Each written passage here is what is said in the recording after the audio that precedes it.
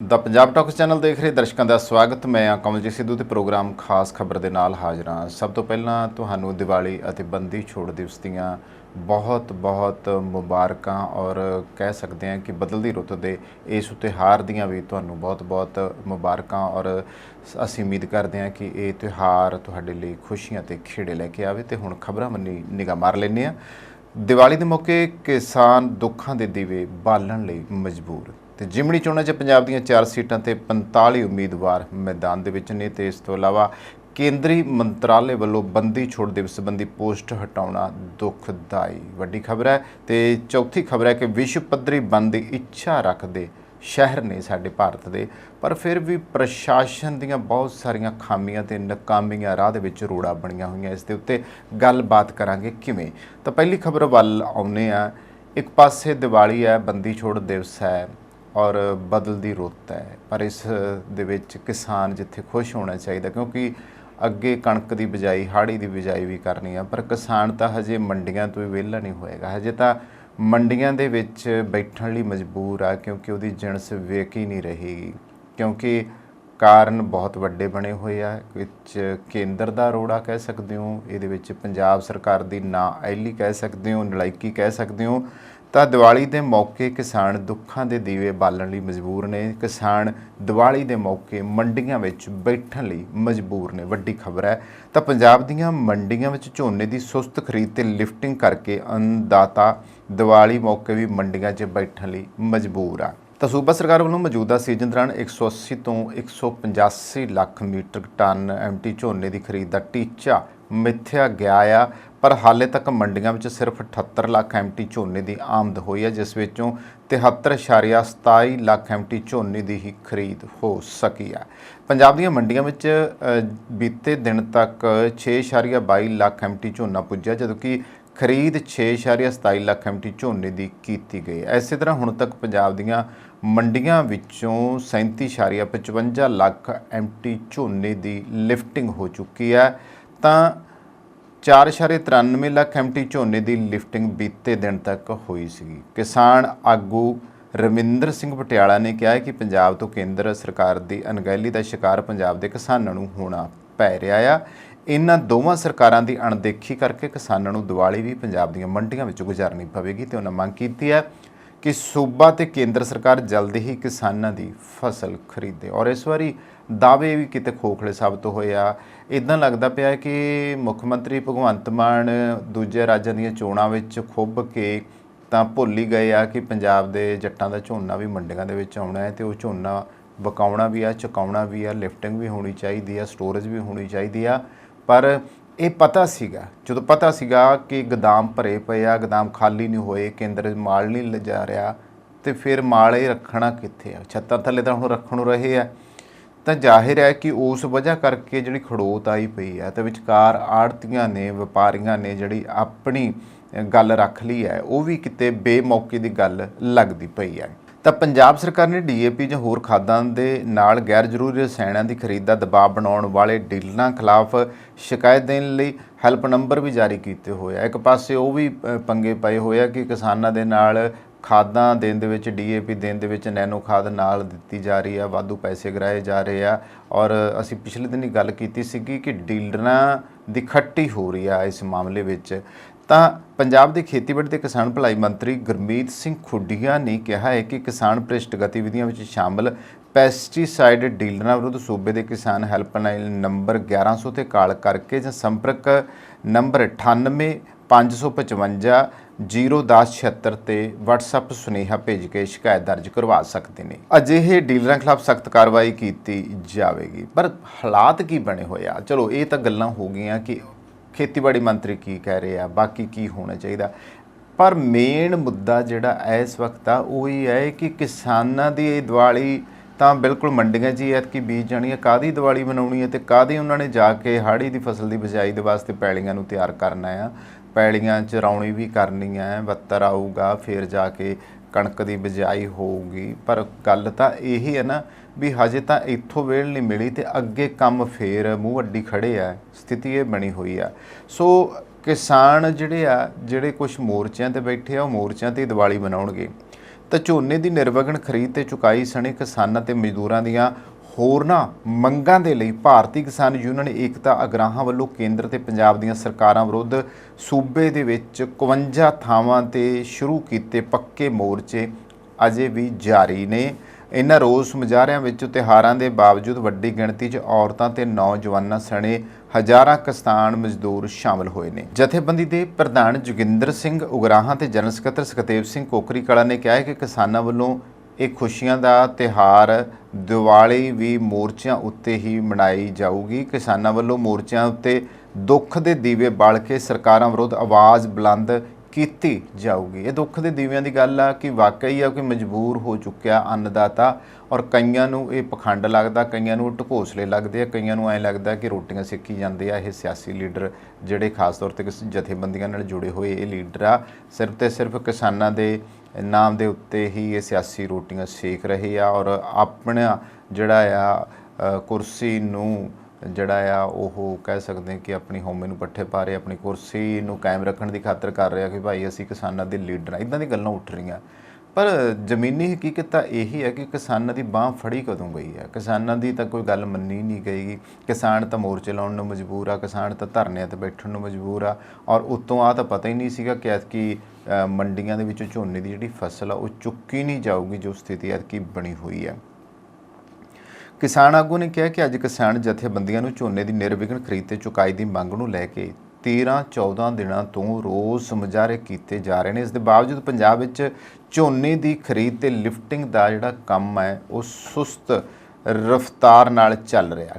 ਕੇਂਦਰ ਤੇ ਸੂਬਾ ਸਰਕਾਰ ਦੇ ਆਗੂ ਇੱਕ ਦੂਜੇ ਤੇ ਦੂਸ਼ਣਬਾਜ਼ੀ ਕਰਕੇ ਆਪਣੀਆਂ ਸਿਆਸੀ ਰੋਟੀਆਂ ਸੇਕ ਰਹੇ ਨੇ। ਕਿਸਾਨ ਆਗੂਆਂ ਨੇ ਸੂਬੇ ਵਿੱਚ ਵੱਖ-ਵੱਖ ਥਾਵਾਂ ਤੇ ਸੰਬੋਧਨ ਕਰਦਿਆਂ ਕਿਹਾ ਕਿ ਕੇਂਦਰ ਤੇ ਸੂਬਾ ਸਰਕਾਰ ਖੇਤੀ ਖੇਤਰ ਨੂੰ ਪੂੰਜੀਪਤੀਆਂ ਦੇ ਹਵਾਲੇ ਕਰਨ ਲੱਗੀਆਂ ਹੋਈਆਂ ਨੇ। ਇਸ ਲਈ ਦੋਵੇਂ ਸਰਕਾਰਾਂ ਖੁੱਲ੍ਹੀ ਮੰਡੀ ਦੀ ਨੀਤੀ ਮੜ ਕੇ ਕਿਸਾਨਾਂ ਦੀਆਂ ਜ਼ਮੀਨਾਂ ਕਾਰਪੋਰੇਟਾਂ ਹਵਾਲੇ ਕਰਨ ਦੇ ਰਾਹ ਪਈਆਂ ਹੋਈਆਂ ਨੇ, ਪਰ ਕਿਸਾਨ ਜਥੇਬੰਦੀਆਂ ਅਜਿਹਾ ਨਹੀਂ ਹੋਣ ਦੇਣਗੀਆਂ। ਸੂਬੇ ਵਿੱਚ ਵੱਖ-ਵੱਖ ਥਾਵਾਂ ਤੇ ਧਰਨਿਆਂ ਨੂੰ ਝੰਡਾ ਸਿੰਘ ਜੇਠੂ, ਸ਼ਿੰਗਾਰਾ ਸਿੰਘ ਮਾਨ, ਰੂਪ ਸਿੰਘ ਛੰਨਾ, ਹਰਦੀਪ ਸਿੰਘ ਟੱਲੇਵਾਲ, ਜਗਤਾਰ ਸਿੰਘ ਕਾਲਾਚੜ, ਜਨਕ ਸਿੰਘ ਪਟਾਲ, ਹਰਿੰਦਰ ਕੌਰ ਬਿੰਦੂ, ਕਮਲਜੀਤ ਕੌਰ ਬਰਨਾਲਾ ਤੇ ਕੁਲਦੀਪ ਕੌਰ ਕੁੱਸਾ ਤੇ ਹੋਰ ਵੀ ਵੱਖ-ਵੱਖ ਥਾਵਾਂ ਤੇ ਬੈਠੇ ਨੇ ਜਿਨ੍ਹਾਂ ਨੇ ਇਸ ਮੁੱਦੇ ਨੂੰ ਉਠਾਇਆ ਆ। ਤਾਂ ਝੋਨੇ ਦੀ ਖਰੀਦ ਅਤੇ ਲਿਫਟਿੰਗ ਦੇ ਢੁਕਵੇਂ ਪ੍ਰਬੰਧ ਨਾ ਹੋਣ ਦੇ ਕਰਕੇ ਮੈਂ ਇੱਕ ਵਾਰੀ ਫਿਰ ਦੱਸ ਦੇਣਾ ਚਾਹੂੰਗਾ ਕਿ ਕਿਸਾਨ ਯੂਨੀਅਨ ਉਗਰਾਹਾਂ ਵੱਲੋਂ ਪੰਜਾਬ ਭਰ ਵਿੱਚ 52 ਥਾਵਾਂ ਦੇ ਉੱਤੇ ਪੱਕੇ ਮੋਰਚੇ ਜਾਰੀ ਆ। ਇਸੇ ਤਹਿਤ ਹੀ ਪਟਿਆਲਾ ਵਿੱਚ ਭਾਜਪਾ ਆਗੂਆਂ ਕੈਪਟਨ ਅਮਰਿੰਦਰ ਸਿੰਘ ਅਤੇ ਪ੍ਰਨੀਤ ਕੌਰ ਦੀ ਰਿਹਾਇਸ਼ ਮੋਤੀ ਮਹਿਲ ਅੱਗੇ ਜਾਰੀ ਮੋਰਚੇ ਵਿੱਚ ਅੱਜ ਯੂਨੀਅਨ ਦੇ ਸੂਬਾਈ ਪ੍ਰਧਾਨ ਜੋਗਿੰਦਰ ਸਿੰਘ ਉਗਰਾਹਾਂ ਨੇ ਵੀ ਸ਼ਿਰਕਤ ਕੀਤੀ ਹੈ। ਉਗਰਾਹਾਂ ਨੇ ਕਿਹਾ ਕਿ ਅੰਨਦਾਤੇ ਖਿਲਾਫ ਕੇਂਦਰ ਤੇ ਪੰਜਾਬ ਤੇ ਭਾਰਤ ਦੋਵੇਂ ਹਕੂਮਤਾਂ ਇਸ ਤਰ੍ਹਾਂ ਰਲਗੱਡ ਹੋ ਚੁੱਕੀਆਂ ਨੇ ਕਿ ਦੀਵਾਲੀ ਮੌਕੇ ਕਿਸਾਨਾਂ ਨੂੰ ਵਾਕਿਆ ਹੀ ਦੁੱਖਾਂ ਦੇ ਦੀਵੇ ਬਾਲਣ ਲਈ ਮਜਬੂਰ ਕੀਤਾ ਜਾ ਰਿਹਾ। ਉਹਨਾਂ ਕਿਹਾ ਕਿ ਕੇਂਦਰ ਤਾਂ ਕਿਸਾਨਾਂ ਦੀ ਜ਼ਮੀਨਾਂ ਤੇ ਧਨਾਡਾਂ ਤੇ ਕਾਰਪੋਰੇਟ ਘਰਾਣਿਆਂ ਦੇ ਕਬਜ਼ੇ ਕਰਵਾ ਕੇ ਕਿਸਾਨਾਂ ਨੂੰ ਕੱਖੋਂ ਹੌਲੇ ਕਰਨ ਦੀ ਵਿਉਂਤਬੰਦੀ ਬਣਾਈ ਬੈਠਾ ਹੈ। ਉਹਨੇ ਕਿਹਾ ਕਿ ਦਿੱਲੀ ਮੋਰਚੇ ਦੌਰਾਨ ਪ੍ਰਧਾਨ ਮੰਤਰੀ ਨਰਿੰਦਰ ਮੋਦੀ ਨੂੰ ਝੁਕਣ ਲਈ ਮਜਬੂਰ ਕਰਨ ਦਾ ਬਦਲਾ ਲੈਣ ਲਈ ਹੁਣ ਕੇਂਦਰ ਸਰਕਾਰ ਕਿਸੇ ਵੀ ਹੱਦ ਤੱਕ ਜਾਣ ਲਈ ਤਿਆਰ ਹੈ। ਮੰਡੀਆਂ 'ਚ ਕਿਸਾਨਾਂ ਦੀ ਹੋ ਰਹੀ ਦੁਰਦਸ਼ਾ ਇਸੇ ਹੀ ਜਿੱਦ ਦਾ ਇੱਕ ਹਿੱਸਾ ਆ, ਔਰ ਸਾਬਕਾ ਮੁੱਖ ਮੰਤਰੀ ਕੈਪਟਨ ਅਮਰਿੰਦਰ ਸਿੰਘ ਤੇ ਤੰਜ ਕੱਸਦਿਆਂ ਕਿਸਾਨ ਆਗੂਆਂ ਨੇ ਕਿਹਾ ਹੈ ਕਿ ਪਾਣੀਆਂ ਦਾ ਰਾਖਾ ਇਸ ਕਦਰ ਪਾਣੀ ਵਿੱਚ ਹੀ ਬਹਿ ਗਿਆ ਹੈ ਕਿ ਕਿਸਾਨਾਂ ਦੀ ਸਭ ਤੋਂ ਵੱਡੀ ਦੁਸ਼ਮਣ ਜਮਾਤ ਭਾਜਪਾ ਦੇ ਨਾਲ ਸਾਂਝ ਪਾ ਚੁੱਕਿਆ ਹੈ। ਕੀ ਕਹੀਏ ਪੰਜਾਬ ਦੇ ਉਹਨਾਂ ਸਿੱਖਾਂ ਦਾ ਜਿਹੜੀ ਕਾਤਲ ਸਿੱਖਾਂ ਦੀ ਕਾਂਗਰਸ ਆ ਉਹ ਉਹਨਾਂ ਦੇ ਵਿੱਚ ਵੀ ਤਾਂ ਰਲੇ ਹੋਏ ਆ, ਉਹਨਾਂ ਵਿੱਚ ਵੀ ਤਾਂ ਬੈਠੇ ਆ। ਕੀ ਕਹੀਏ ਕਿ ਸਿੱਖਾਂ ਦੀ ਕਾਤਲ ਇੰਦਰਾ ਗਾਂਧੀ ਨੂੰ ਦੁਰਗਾ ਦਾ ਖਿਤਾਬ ਦੇਣ ਵਾਲੀ ਇਹ ਆਰਐਸਐਸ ਨਾਲ ਹੁਣ ਇਹੋ ਜਿਹੇ ਕੈਪਟਨ ਅਮਰਿੰਦਰ ਸਿੰਘ ਵਰਗੇ, ਰਾਣੇ ਗੁਰਮੀਤ ਸਿੰਘ ਸੋਢੀ ਵਰਗੇ, ਫਤਿਹ ਸਿੰਘ ਬਾਜਵਾ ਵਰਗੇ ਤੇ ਹੋਰ ਇਹੋ ਜਿਹੇ ਅਣਗਿਣਤ ਲੋਕ ਜਿਹੜੇ ਨੇ ਉੱਥੇ ਜਾ ਜੁੜੇ ਨੇ, ਜਿਨ੍ਹਾਂ ਨੂੰ ਪਤਾ ਆ ਕਿ ਭਾਜਪਾ ਦੀ ਦਾਤੀ ਜਿਹੜੀ ਆ ਹੌਲੀ ਹੌਲੀ ਫੇਰਦੀ ਆ ਤੇ ਜੜ੍ਹਾਂ ਅਗਲੀਆਂ ਦੀਆਂ ਵੱਢਦੀ ਆ। ਆਰਐਸਐਸ ਕਿਵੇਂ ਜੜੀ ਤੇਲ ਦਿੰਦੀ ਆ, ਪਰ ਇਸ ਦੇ ਬਾਵਜੂਦ ਵੀ ਇਹ ਉੱਥੇ ਜਾ ਕੇ ਉਹਨਾਂ ਨਾਲ ਸਾਂਝ ਪਿਆਲੀਆਂ ਪਾ ਕੇ ਬੈਠੇ ਨੇ। ਸੋ ਇਸ ਮੌਕੇ ਮਾਸਟਰ ਬਲਰਾਜ ਜੋਸ਼ੀ, ਜਗਦੀਪ ਛੰਨਾ, ਜਗਮੇਲ ਗਾਜੀਵਾਲ, ਸੁਖਮਿੰਦਰ ਬਾਠ, ਰਜਿੰਦਰ ਕਕਰਾਲਾ, ਹਰਜਿੰਦਰ, ਹਰਦੀਪ ਡਰੌਲੀ, ਦਵਿੰਦਰ ਸਿੰਘ ਤੇ ਜਸਵਿੰਦਰ ਬਿਸ਼ਨਪੁਰਾ ਹਾਜ਼ਰ ਸਨ, ਜਿਨ੍ਹਾਂ ਨੇ ਕਿਸਾਨਾਂ ਦੀ ਦੁਰਦਸ਼ਾ ਲਈ ਆਪ ਤੇ ਭਾਜਪਾ ਨੂੰ ਜ਼ਿੰਮੇਵਾਰ ਠਹਿਰਾਇਆ। ਤੇ ਦੂਜੇ ਪਾਸੇ ਪੰਜਾਬ ਕਾਂਗਰਸ ਦੇ ਸੀਨੀਅਰ ਆਗੂ ਤੇ ਵਿਰੋਧੀ ਧਿਰ ਦੇ ਨੇਤਾ ਪ੍ਰਤਾਪ ਸਿੰਘ ਬਾਜਵਾ ਨੇ ਪੰਜਾਬ ਵਿੱਚ ਝੋਨੇ ਦੀ ਖਰੀਦ ਤੇ ਲਿਫਟਿੰਗ ਨਾ ਹੋਣ ਤੇ ਚਿੰਤਾ ਦਾ ਪ੍ਰਗਟਾਵਾ ਕੀਤਾ। ਉਹਨਾਂ ਕਿਹਾ ਕਿ ਪੰਜਾਬ ਵਿੱਚ ਕਿਸਾਨਾਂ ਦੀ ਮੌਜੂਦਾ ਸਮੇਂ ਤੇ ਹੋ ਰਹੀ ਦੁਰਦਸ਼ਾ ਲਈ ਆਮ ਆਦਮੀ ਪਾਰਟੀ ਤੇ ਕੇਂਦਰ ਦੀ ਭਾਜਪਾ ਸਰਕਾਰ ਜ਼ਿੰਮੇਵਾਰ ਹੈ। ਪੰਜਾਬ ਦੇ ਮੁੱਖ ਮੰਤਰੀ ਭਗਵੰਤ ਮਾਨ, ਕੇਂਦਰੀ ਮੰਤਰੀ ਰਵਨੀਤ ਬਿੱਟੂ ਅਤੇ ਕੇਂਦਰੀ ਖੁਰਾਕ ਮੰਤਰੀ ਪ੍ਰਹਲਾਦ ਜੋਸ਼ੀ ਵਿਚਾਲੇ 14 ਅਕਤੂਬਰ ਨੂੰ ਹੋਈ ਮੀਟਿੰਗ ਦੇ ਬਾਵਜੂਦ ਕਿਸਾਨੀ ਮਸਲੇ ਦਾ ਕੋਈ ਹੱਲ ਨਹੀਂ ਹੋਇਆ। ਸ਼੍ਰੀ ਬਾਜਵਾ ਨੇ ਪੰਜਾਬ ਤੇ ਕੇਂਦਰ ਸਰਕਾਰ ਤੋਂ ਮੰਗ ਕੀਤੀ ਹੈ ਕਿ ਦੋਵੇਂ ਸਰਕਾਰਾਂ ਰਾਜਨੀਤਿਕ ਪਾਪੜ ਵੇਲਣ ਦੀ ਥਾਂ ਅੰਨਦਾਤਾ ਦੀ ਬਾਂਹ ਫੜਨ ਤਾਂ ਜੋ ਕਿਸਾਨ ਵੀ ਖੁਸ਼ੀ-ਖੁਸ਼ੀ ਆਪਣੇ ਘਰ ਦਿਵਾਲੀ ਮਨਾ ਸਕਣ। ਪਰ ਹੁਣ ਕੀ ਹੋ ਸਕਦਾ? ਹੁਣ ਤਾਂ ਜਦੋਂ ਤੱਕ ਮੈਂ ਖਬਰ ਤੁਹਾਡੇ ਤੱਕ ਪੁੱਜਦੀ ਕਰ ਰਿਹਾ ਹਾਂ ਤਾਂ ਉਦੋਂ ਤੱਕ ਤਾਂ ਕਿਸਾਨ ਮੰਡੀਆਂ 'ਚ ਬੈਠੇ ਆ ਤੇ ਵੈਸੇ ਵੀ ਦੀਵਾਲੀ ਦੀ ਜੱਕੋ ਤੱਕੀ ਆ, ਅੱਜ ਆ ਕੇ ਕੱਲ੍ਹ ਆ। ਵੈਸੇ ਤਾਂ ਗੱਲ ਕਹੀ ਜਾ ਰਹੀ ਆ ਕਿ ਜਥੇਦਾਰ ਅਕਾਲ ਤਖਤ ਸਾਹਿਬ ਵੱਲੋਂ ਕਿ ਦੀਵਾਲੀ 1 ਨਵੰਬਰ ਨੂੰ ਹੀ ਸਾਰੇ ਸਿੱਖਾਂ ਨੂੰ ਮਨਾਉਣੀ ਚਾਹੀਦੀ ਆ, ਪਰ ਇਹ ਆ ਵੀ ਸਾਡੇ ਜਿੰਨੇ ਕੁ ਚੈਨਲ ਇੱਥੇ YouTube ਚੈਨਲ ਹੈ ਜਾਂ Facebook ਚੈਨਲ ਹੈ ਜਾਂ ਜਿੰਨੇ ਬੈਠੇ ਆ, ਇਹ ਅੱਜ ਹੀ ਦੀਵਾਲੀ ਦੀਆਂ ਵਧਾਈਆਂ ਪਾਈ ਬੈਠੇ ਆ, ਅੱਜ ਹੀ ਬੰਦੀ ਛੋੜ ਦਿਵਸ ਦੀਆਂ ਵਧਾਈਆਂ ਪਾਈ ਬੈਠੇ ਆ। ਇਹਦਾ ਮਤਲਬ ਆ ਜਥੇਦਾਰ ਅਕਾਲ ਤਖਤ ਸਾਹਿਬ ਦੇ ਹੁਕਮ ਦੀ ਵੀ ਅਵੱਗਿਆ ਕਰ ਰਿਹਾ। ਤੇ ਜੇ ਦੂਜੇ ਪਾਸੇ ਇਹ ਵੀ ਦੇਖਿਆ ਜਾਵੇ ਹਿੰਦੂ ਭਾਈਚਾਰੇ ਵੱਲੋਂ ਵੀ ਤਾਂ ਦੁਰਗਿਆਣਾ ਮੰਦਿਰ ਦੇ ਪੰਡਿਤ ਨੇ ਵੀ ਬੀਤੇ ਦਿਨ ਇਹ ਐਲਾਨ ਕੀਤਾ ਸੀ ਕਿ ਦੀਵਾਲੀ ਜਿਹੜੀ ਆ ਉਹ 1 ਨਵੰਬਰ ਨੂੰ ਹੀ ਮਨਾਈ ਜਾਣੀ ਚਾਹੀਦੀ ਹੈ, ਜੋ ਅਸਲੀ ਦਿਨ ਬਣਦਾ ਹੈ ਕਿ ਯਾਨੀ ਦੁਸਹਿਰੇ ਤੋਂ 20 ਦਿਨਾਂ ਬਾਅਦ ਦੀਵਾਲੀ ਹੁੰਦੀ ਹੈ। ਪਰ ਇਹ ਪਤਾ ਨਹੀਂ ਕਿ ਕਿਉਂ ਇਸ ਤਰੀਕੇ ਦੀ ਇਹ ਤਿਕੜਮਬਾਜ਼ੀ ਫਿਰ ਕੀਤੀ ਜਾ ਰਹੀ ਹੈ ਜਾਂ ਫਿਰ ਜਿਹੜੇ ਕੋਈ ਜਾਇਜ਼ ਹੁਕਮ ਸਿੱਖਾਂ ਨੂੰ ਵੀ ਕੀਤੇ ਜਾ ਰਹੇ ਉਹ ਅੱਜ ਹੀ ਦੀਵਾਲੀ ਕਰੀ ਬੈਠੇ ਆ। ਸੋ ਇਹ ਰੇੜਕਾ ਤਰੀਕਾਂ ਦਾ ਪੈ ਜਾਂਦਾ ਕਈ ਵਾਰੀ। ਪਰ ਫਿਲਹਾਲ ਕਿਸਾਨਾਂ ਦੀ ਕਾਹਦੀ ਦੀਵਾਲੀ, ਅੱਜ ਹੋਵੇ ਕੱਲ੍ਹ ਹੋਵੇ, ਉਹ ਤਾਂ ਹੁਣ ਮੰਡੀਆਂ 'ਚ ਬੈਠੇ ਆ ਤੇ ਉੱਤੋਂ ਹੁਣ ਠੰਡ ਰਾਤ ਨੂੰ ਜਿਹੜੀ ਹੋ ਜਾਂਦੀ ਆ, ਮੌਸਮ ਬਦਲ ਰਿਹਾ ਹੈਗਾ। ਬੇਫਿਕਰੀ ਤਾਂ ਉਹਨਾਂ ਸਰਕਾਰਾਂ ਨੂੰ ਆ ਤੇ ਫਿਕਰਮੰਦ ਜਿਹੜੇ ਆ ਉਹ ਕਿਸਾਨ ਆ ਜਿਨ੍ਹਾਂ ਦੀਆਂ ਜਿਣਸਾਂ ਰੁਲ ਰਹੀਆਂ ਤੇ ਜਿਨ੍ਹਾਂ ਨੂੰ ਹਜੇ ਅੱਗੇ ਬਹੁਤ ਸਾਰੇ ਕੰਮ ਉਹਨਾਂ ਦੇ ਮੂੰਹ ਅੱਡੀ ਖੜੇ ਨੇ। ਸੋ ਦੇਖਦੇ ਹਾਂ ਕਿ ਇਸ ਵਾਰੀ ਇਹ ਜੋ ਸਥਿਤੀ ਬਣੀ ਹੋਈ ਹੈ ਕਿਸਾਨਾਂ ਦੀ, ਉਸ ਬਾਰੇ ਆਪ ਹਕੂਮਤ ਹੋਰ ਕਿੰਨਾ ਕੁ ਜ਼ੋਰ ਲਾਉਂਦੀ ਹੈ। ਤੋ ਅਗਲੀ ਖਬਰ ਵੀ ਦੀਵਾਲੀ ਦੇ ਨਾਲ ਜੁੜੀ ਹੋਈ ਹੈ। ਵੈਸੇ ਤਾਂ ਕੇਂਦਰ ਕਿਸਾਨਾਂ ਕੋਲ ਵੀ ਬਦਲਾ ਲੈ ਰਿਹਾ ਤੇ ਦੂਜੀ ਗੱਲ ਹੈ ਕਿ ਪੰਜਾਬ ਨੇ ਭਾਜਪਾ ਨੂੰ ਮੂੰਹ ਨਹੀਂ ਲਾਇਆ। ਪੰਜਾਬ ਦੀ ਸਿੱਖ ਕਮਿਊਨਿਟੀ ਭਾਜਪਾ ਨੂੰ ਮੂੰਹ ਨਹੀਂ ਲਾਉਂਦੀ। ਕੇਂਦਰ ਵਿੱਚ ਬੇਸ਼ੱਕ ਭਾਜਪਾ ਦੀ ਹਕੂਮਤ ਹੈ, ਪਰ ਹੈਰਾਨੀ ਹੈ ਕਿ ਇੱਕ ਪਾਸੇ ਤਾਂ ਨਰਿੰਦਰ ਮੋਦੀ ਬਤੌਰ ਪ੍ਰਧਾਨ ਮੰਤਰੀ ਲੋਕਤੰਤਰ ਦੀ ਦੁਹਾਈ ਦਿੰਦੇ ਆ ਤੇ ਵੈਸੇ ਵੀ ਦੇਸ਼ 'ਚ ਦੁਹਾਈ ਦਿੱਤੀ ਜਾਂਦੀ ਹੈ ਕਿ ਦੁਨੀਆ ਦਾ ਸਭ ਤੋਂ ਵੱਡਾ ਲੋਕਤੰਤਰ ਭਾਰਤ ਹੈ। ਪਰ ਇਸ ਭਾਰਤ ਵਿੱਚ ਜਦੋਂ ਘੱਟ ਗਿਣਤੀ ਕੌਮਾਂ ਦੇ ਨਾਲ ਧੱਕੇਸ਼ਾਹੀ ਹੋਵੇ ਤੇ ਉਹ ਦੁੱਖ ਵਾਲੀ ਗੱਲ ਹੈ। ਜਦੋਂ ਕਿ ਜੇ ਸਰਕਾਰੀ ਪੇਜਾਂ ਦੇ ਉੱਤੇ ਗੱਲ ਕੀਤੀ ਜਾਵੇ, ਭਾਰਤ ਸਰਕਾਰ ਦੇ ਪੇਜਾਂ ਦੇ ਉੱਤੇ ਗੱਲ ਕੀਤੀ ਜਾਵੇ ਤਾਂ ਉਹਨਾਂ ਪੇਜਾਂ ਦੇ ਉੱਤੇ ਵੱਖ-ਵੱਖ ਧਰਮਾਂ ਨਾਲ, ਸਮੂਹਾਂ ਨਾਲ ਸੰਬੰਧਿਤ ਜਿਹੜੀਆਂ ਪੋਸਟਾਂ ਪਾਈਆਂ ਜਾਂਦੀਆਂ ਤੇ ਉਹਨਾਂ ਦੇ ਧਾਰਮਿਕ ਅਕੀਦਿਆਂ ਦਾ ਜਿਹੜਾ ਆ ਸਤਿਕਾਰ ਕੀਤਾ ਜਾਂਦਾ ਆ।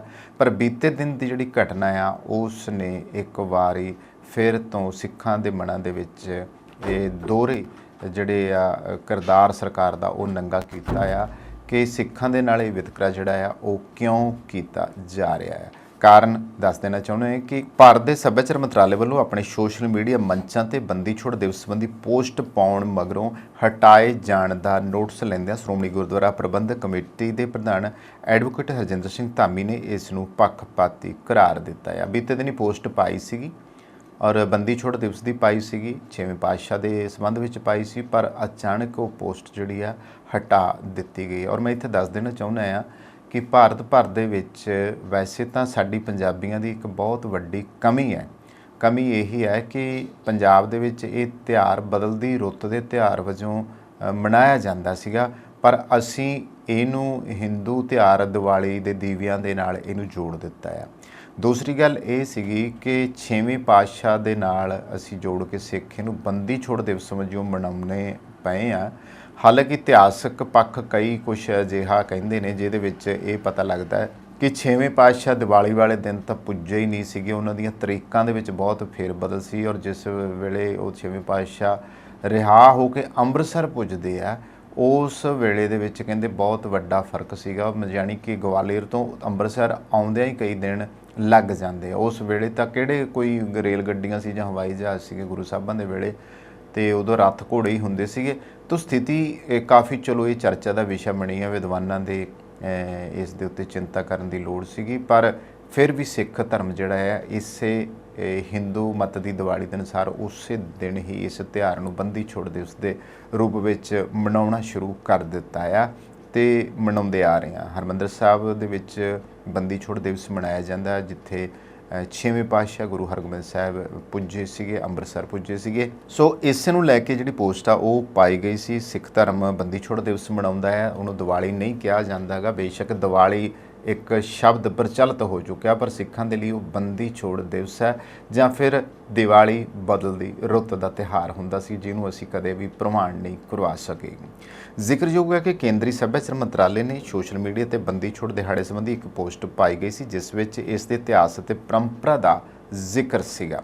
ਇਸ ਪੋਸਟ ਰਾਹੀਂ ਬੰਦੀ ਛੋੜ ਦਿਵਸ ਸੰਬੰਧੀ ਇੱਕ ਵੀਡੀਓ ਵੀ ਪਾਈ ਗਈ ਸੀ, ਪਰੰਤੂ ਇਸ ਨੂੰ ਕੁਝ ਚਿਰ ਬਾਅਦ ਹੀ ਹਟਾ ਦਿੱਤਾ ਗਿਆ। ਸ਼੍ਰੋਮਣੀ ਕਮੇਟੀ ਪ੍ਰਧਾਨ ਨੇ ਇਸ ਤੇ ਸਖਤ ਇਤਰਾਜ਼ ਪ੍ਰਗਟ ਕਰਦਿਆਂ ਕਿਹਾ ਹੈ ਕਿ ਭਾਰਤ ਇੱਕ ਬਹੁ-ਕੌਮੀ ਤੇ ਬਹੁ-ਧਰਮੀ ਦੇਸ਼ ਹੈ, ਜਿੱਥੇ ਹਰ ਧਰਮ ਦੇ ਲੋਕਾਂ ਦਾ ਇਤਿਹਾਸ ਅਤੇ ਮਾਨਤਾਵਾਂ ਦਾ ਸਤਿਕਾਰ ਸੁਰੱਖਿਅਤ ਰਹਿਣਾ ਚਾਹੀਦਾ ਹੈ। ਐਡਵੋਕੇਟ ਹਰਜਿੰਦਰ ਸਿੰਘ ਧਾਮੀ ਨੇ ਕਿਹਾ ਕਿ ਜੇਕਰ ਭਾਰਤ ਸਰਕਾਰ ਇਸ ਤਰ੍ਹਾਂ ਦਾ ਪੱਖਪਾਤੀ ਰਵੱਈਆ ਅਪਣਾਊਗੀ ਤਾਂ ਦੇਸ਼ ਅੰਦਰ ਵਸਦੇ ਹਰ ਧਰਮ ਦੇ ਲੋਕਾਂ ਦੇ ਹੱਕ ਹਕੂਕ ਕਿਵੇਂ ਕਾਇਮ ਰਹਿ ਸਕਦੇ ਨੇ। ਉਹਨਾਂ ਕਿਹਾ ਕਿ ਦੁੱਖ ਦੀ ਗੱਲ ਹੈ ਕਿ ਕੇਂਦਰ ਸਰਕਾਰ ਵੱਲੋਂ ਸਿੱਖਾਂ ਨੂੰ ਸਮਰਪਿਤ ਇਹ ਪੋਸਟ ਸੋਸ਼ਲ ਮੀਡੀਆ ਤੇ ਨਫ਼ਰਤ ਫੈਲਾਉਣ ਵਾਲੇ ਸੱਜੇ ਪੱਖੀ ਲੋਕਾਂ ਵੱਲੋਂ ਕੇਂਦਰੀ ਮੰਤਰਾਲੇ ਦੀ ਪੋਸਟ ਦੇ ਇੱਕ ਏਜੰਡੇ ਤਹਿਤ ਫੈਲਾਏ ਗਏ ਨਫ਼ਰਤੀ ਪ੍ਰਚਾਰ ਕਰਕੇ ਹਟਾਈ ਗਈ ਹੈ।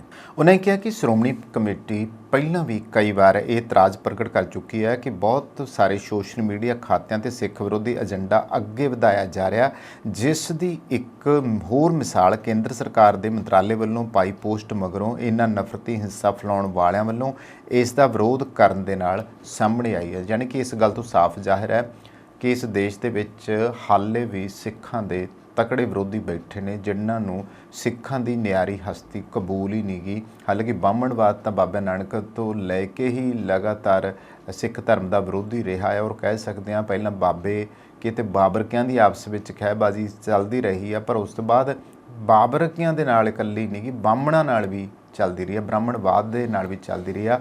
ਔਰ ਬ੍ਰਾਹਮਣਵਾਦ ਨੂੰ ਆਪਦੇ ਪਖੰਡ ਡੰਬਰਾਂ ਦੇ ਕਰਕੇ ਹਮੇਸ਼ਾ ਤੋਂ ਇਹ ਪਰੇਸ਼ਾਨੀ ਰਹੀ ਆ ਕਿ ਸਿੱਖ ਧਰਮ ਅਜਿਹਾ ਨਿਆਰਾ ਧਰਮ ਕਿਉਂ ਆ ਗਿਆ ਜਿਹੜਾ ਜਾਤ ਪਾਤ ਦਾ ਵੀ ਖੰਡਨ ਕਰਦਾ, ਉੱਚ ਨੀਚ ਭੇਦਭਾਵ ਦਾ ਵੀ ਖੰਡਨ ਕਰਦਾ। ਹੁਣ ਮਾਨਸ ਕੀ ਜਾਤ ਸਭੀ ਏਕੇ ਪਹਿਚਾਨਬੋ ਦੀ ਗੱਲ ਕਰਨ ਵਾਲਾ ਧਰਮ ਇਹ ਕਿਵੇਂ ਹੋ ਸਕਦਾ ਵੀ ਸਾਡੀਆਂ ਤਾਂ ਹਲਵੇ ਮਾਂਡੇ ਨੂੰ ਖਤਰਾ ਪੈ ਗਿਆ, ਔਰ ਸ਼ੁਰੂ ਤੋਂ ਹੀ ਇਹ ਵਿਰੋਧ ਹੁੰਦਾ ਆ ਰਿਹਾ ਹੈ। ਹਾਲਾਂਕਿ ਗੁਰੂ ਸਾਹਿਬ ਜਿਹੜੇ ਪਖੰਡਬਾਜ਼ੀਆਂ ਤੋਂ ਸਾਰੀਆਂ ਕੌਮਾਂ ਨੂੰ ਕੱਢ ਕੇ ਗਏ ਸੀਗੇ, ਉਹਨਾਂ ਪਖੰਡਾਂ ਵਿੱਚ ਉਦੋਂ ਜ਼ਿਆਦਾ ਹਜ਼ਾਰ ਗੁਣਾ ਜ਼ਿਆਦਾ ਡੂੰਘਾ ਗਰਕ ਗਏ। ਇਹ ਜਿਹੜੀ ਪੋਸਟ ਇਹਨਾਂ ਨੇ ਹਟਾ ਦਿੱਤੀ ਗਈ ਆ, ਇਹ ਦੁੱਖ ਦੀ ਗੱਲ ਹੈ। ਸ਼੍ਰੋਮਣੀ ਕਮੇਟੀ ਪ੍ਰਧਾਨ ਨੇ ਕਿਹਾ ਕਿ ਸਿੱਖਾਂ ਦੀ ਵਿਲੱਖਣਤਾ ਇਹ ਹੈ ਕਿ ਇਹ ਆਪਣੇ ਇਤਿਹਾਸ ਦੀ ਰੌਸ਼ਨੀ ਵਿੱਚ ਨਿਰਾਲੇ ਢੰਗ ਨਾਲ ਤਿਉਹਾਰ ਮਨਾਉਂਦੇ ਨੇ, ਪਰੰਤੂ ਸਿੱਖਾਂ ਦਾ ਇਹ ਖਾਸਾ ਘੱਟ ਗਿਣਤੀਆਂ ਪ੍ਰਤੀ ਨਫ਼ਰਤ ਰੱਖਣ ਵਾਲੇ ਲੋਕਾਂ ਨੂੰ ਹਜ਼ਮ ਨਹੀਂ ਹੋ ਰਿਹਾ ਹੈਗਾ। ਉਹਨਾਂ ਕਿਹਾ ਕਿ ਕੇਂਦਰ ਸਰਕਾਰ ਵੱਲੋਂ ਵੀ ਇਹਨਾਂ ਸ਼ਕਤੀਆਂ ਦੇ ਪਿੱਛੇ ਲੱਗ ਕੇ ਗੁਰੂ ਸਾਹਿਬਾਨ ਨੂੰ ਸਤਿਕਾਰ ਦੇਣ ਵਾਲੀ ਪੋਸਟ ਹਟਾ ਦੇਣੀ ਸਵਾਲ ਪੈਦਾ ਕਰਦੀ ਹੈ। ਉਹਨਾਂ ਕਿਹਾ ਕਿ ਸਰਕਾਰਾਂ ਦਾ ਤਾਂ ਫਰਜ਼ ਇਹ ਹੈ ਕਿ ਉਹ ਅਜਿਹੇ ਲੋਕਾਂ ਨੂੰ ਨੱਥ ਪਾਵੇ, ਪਰੰਤੂ ਅਫਸੋਸਨਾਕ ਇਹ ਹੈ ਕਿ ਸਰਕਾਰ ਹੀ ਇਹਨਾਂ ਦੇ ਪ੍ਰਭਾਵ ਹੇਠ ਫੈਸਲੇ ਕਰ ਰਹੀ ਹੈ। ਐਡਵੋਕੇਟ ਧਾਮੀ ਨੇ ਕਿਹਾ ਕਿ ਸਿੱਖ ਕੌਮ ਹਰ ਧਰਮ ਦੇ ਤਿਉਹਾਰਾਂ ਦਾ ਸਤਿਕਾਰ ਕਰਦੀ ਹੈ, ਪਰੰਤੂ ਇਹ ਵੀ ਬਰਦਾਸ਼ਤ ਨਹੀਂ ਕਿ ਕੋਈ ਸਿੱਖਾਂ ਦੀ ਮੌਲਿਕ ਅਤੇ ਅੱਡਰੀ ਹੋਂਦ ਹਸਤੀ ਨੂੰ ਸੱਟ ਮਾਰੇ। ਜਿਸ ਤਰੀਕੇ ਦੀ ਇਹ ਕਰਤੂਤ ਕੀਤੀ ਗਈ ਹੈ ਕਿ ਸਿੱਖਾਂ ਦਾ ਇਹ ਜਿਹੜਾ ਧਰਮ ਹੈ, ਇਸ ਦਾ ਜਿਹੜਾ ਤਿਉਹਾਰ ਬੰਦੀ ਛੋੜ ਦਿਵਸ ਦੇ ਰੂਪ ਵਿੱਚ ਅਸੀਂ ਮਨਾਉਂਦੇ ਹਾਂ 6ਵੇਂ ਪਾਤਸ਼ਾਹ ਜੀ ਦੇ ਆਉਣ ਦੀ ਖੁਸ਼ੀ ਵਿੱਚ। ਔਰ ਮੈਂ ਤੁਹਾਨੂੰ ਇੱਕ ਵਾਰੀ ਦੱਸ ਦੇਣਾ ਚਾਹੁੰਦਾ ਹਾਂ ਕਿ 6ਵੇਂ ਪਾਤਸ਼ਾਹ ਸਾਹਿਬ ਸ਼੍ਰੀ ਹਰਗੋਬਿੰਦ ਸਾਹਿਬ ਪਾਤਸ਼ਾਹ ਜਦੋਂ ਗਵਾਲੀਅਰ ਦੇ ਕਿਲੇ ਦੇ ਵਿੱਚ ਜਹਾਂਗੀਰ ਦੇ ਬੰਨਿਓ ਕੈਦ ਕੀਤੇ ਗਏ ਸਨ, ਅਤੇ ਬਾਅਦ ਵਿੱਚ ਜਿਹੜੀਆਂ ਉਸ ਸਮੇਂ ਦੀਆਂ ਧਾਰਮਿਕ ਹਸਤੀਆਂ ਸੀ, ਉਹਨਾਂ ਦੇ ਕਹਿਣ ਦੇ ਉੱਤੇ ਕਿ ਤੁਸੀਂ ਇੱਕ ਇਹੋ ਜਿਹੀ ਰੂਹਾਨੀ ਸ਼ਖਸੀਅਤ ਨੂੰ ਕੈਦ ਕਰ ਦਿੱਤਾ ਆ ਔਰ ਜਿਨ੍ਹਾਂ ਦਾ ਕੋਈ ਕਸੂਰ ਨਹੀਂ। ਔਰ ਫਿਰ ਜਹਾਂਗੀਰ ਨੂੰ ਜਦੋਂ ਅਹਿਮੀਅਤ ਦੇ ਬਾਰੇ ਪਤਾ ਲੱਗਾ, ਜਦੋਂ ਇਸ ਬਾਰੇ ਪਤਾ ਲੱਗਾ, ਇਤਿਹਾਸਕ ਗਵਾਹ ਆ ਕਿ ਇਹ ਤਾਂ ਬਹੁਤ ਵੱਡੀ ਉਹ ਗੁਨਾਹ ਕਰ ਬੈਠਾ ਹੈ, ਤਾਂ ਉਹਨਾਂ ਨੇ 6ਵੇਂ ਪਾਤਸ਼ਾਹ ਨੂੰ ਰਿਹਾ ਕਰਨ ਦੇ ਹੁਕਮ ਦਿੱਤੇ। ਪਰ 6ਵੇਂ ਪਾਤਸ਼ਾਹ ਨੇ ਵੀ ਸ਼ਰਤ ਰੱਖੀ ਸੀ ਕਿ ਮੇਰੇ ਨਾਲ ਜਿਹੜੇ ਹੋਰ ਵੱਖ-ਵੱਖ ਸਟੇਟਾਂ ਦੇ ਰਾਜੇ ਅੰਦਰ ਬੰਦ ਕੀਤੇ ਗਏ ਆ, ਉਹ ਵੀ ਬੰਦ ਹੋਏ ਆ ਅਤੇ ਉਹਨਾਂ ਨੂੰ ਰਿਹਾ ਕਰ ਦੇਣਾ ਚਾਹੀਦਾ। ਤਾਂ ਉਹਨਾਂ ਨੇ ਰਾਜੇ ਨੇ ਅੱਗੋਂ ਮਤਲਬ ਜਹਾਂਗੀਰ ਨੇ ਇਹ ਗੱਲ ਕਹੀ ਸੀਗੀ ਕਿ ਜਿੰਨੇ ਰਾਜੇ ਤੁਹਾਡੇ ਜਿਹੜਾ ਚੋਲਾ ਪਾਇਆ ਉਹਦੀਆਂ ਕਲੀਆਂ ਫੜ ਕੇ ਬਾਹਰ ਆ ਜਾਣ, ਉਹਨਾਂ ਨੂੰ ਰਿਹਾ ਕੀਤੇ ਜਾਣਗੇ। ਤਾਂ ਪਤਾ ਲੱਗਾ ਕਿ 52 ਰਾਜੇ ਸੀ ਅਤੇ 6ਵੇਂ ਪਾਤਸ਼ਾਹ ਦਾ ਉਹ ਚੋਲਾ 52 ਕਲੀਆਂ ਵਾਲਾ ਸੀਗਾ, ਅਤੇ ਉਹ ਇੱਕ ਇੱਕ ਕਲੀ ਫੜ ਕੇ ਜਿਹੜੇ 52 ਦੇ 52 ਰਾਜੇ ਸੀਗੇ ਉਹ ਬਾਹਰ ਆ ਗਏ ਸੀ ਗਵਾਲੀਅਰ ਦੇ ਕਿਲੇ ਤੋਂ। ਅਤੇ ਉਸ ਦਿਨ ਰਿਹਾ ਹੋਣ ਦੀ ਖੁਸ਼ੀ ਦੇ ਵਿੱਚ 6ਵੇਂ ਪਾਤਸ਼ਾਹ ਦੇ ਅਤੇ ਉਹਨੂੰ ਦੀਪਮਾਲਾ ਕੀਤੀ ਗਈ ਸੀ। ਸਿੱਖਾਂ ਦੇ ਬੰਨਿਓ ਜਿਹੜਾ ਸੀਗਾ ਉਸ ਵੇਲੇ ਤੋਂ ਹੀ ਬੰਦੀ ਛੋੜ ਦਿਹਾੜਾ ਜਿਹੜਾ ਆ ਉਹ ਮਨਾਇਆ ਜਾਂਦਾ ਆ। ਹਾਲਾਂਕਿ ਸ਼ਬਦ ਚੌਂਕੀ ਦੀ ਸ਼ੁਰੂਆਤ ਜਦੋਂ 6ਵੇਂ ਪਾਤਸ਼ਾਹ ਉੱਥੇ ਸੀ ਤੇ ਦਰਬਾਰ ਸਾਹਿਬ ਵਿੱਚ ਬਾਬਾ ਬੁੱਢਾ ਜੀ ਨੇ ਸ਼ੁਰੂਆਤ ਕੀਤੀ ਸੀਗੀ। ਸ਼ਬਦ ਚੌਂਕੀ ਵੀ 6ਵੇਂ ਪਾਤਸ਼ਾਹ ਦੇ ਮਗਰੋਂ ਇੱਥੇ ਭਰੀ ਜਾਂਦੀ ਸੀਗੀ ਤੇ ਉਹਦਾ ਰਵਾਇਤ ਅੱਜ ਵੀ ਚੱਲਦੀ ਆ ਰਹੀ ਹੈ।